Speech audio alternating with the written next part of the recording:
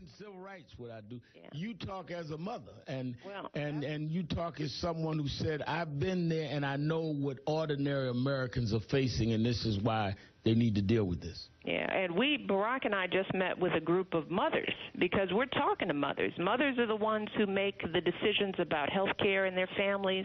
They're the ones dealing with sickness on a regular basis. They're the ones who have the ear to their kids, or their teenagers, their young adults who think they're invincible and don't need insurance. We're talking to them because they're the ones with the stories, just like me. You know, a room full of women who, you know, had young people with cancer that they never imagined, you know. Sons and daughters who are working part-time jobs don't have insurance, but, you know, are running across these curveballs that I've talked about. And they tell their stories with tears in their eyes, you know, that until this act was passed, there was one mother who said she cried herself to sleep every night because her son was diagnosed with a rare form of cancer in his early 20s, and she didn't know how she was going to pay for it. So she was praying every night that the act wouldn't be repealed. You know, so that's the kind of personal, you know, story that's often missed in that forth that turns this issue, which is a pretty plain and simple issue, Reverend Al. This is about getting people health care who didn't have it and can't afford it. And now we have Obamacare.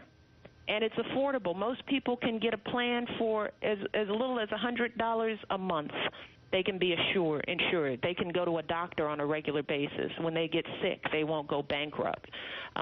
It's as simple as that, but healthcare is so confusing to most people that it's easy to confuse the situation. For your parents, Obamacare means you get a host of new benefits and protections. For example, insurance companies are now required to cover women's wellness visits, mammograms, birth control for women, immunizations for kids, all without charging you a penny more. That means no extra copays or fees. Young adults can now stay on their parents' plan until they turn 26. Insurance companies can't limit the amount of care they'll cover over your lifetime. Also, if your insurance company spends more than 20% of your premium dollars on overhead, stuff like CEO salaries, marketing, administrative costs, they have to send you a refund for the difference. In January, that list of benefits gets even longer. It will be illegal to charge you higher premiums or refuse coverage because you get sick or have been in the past.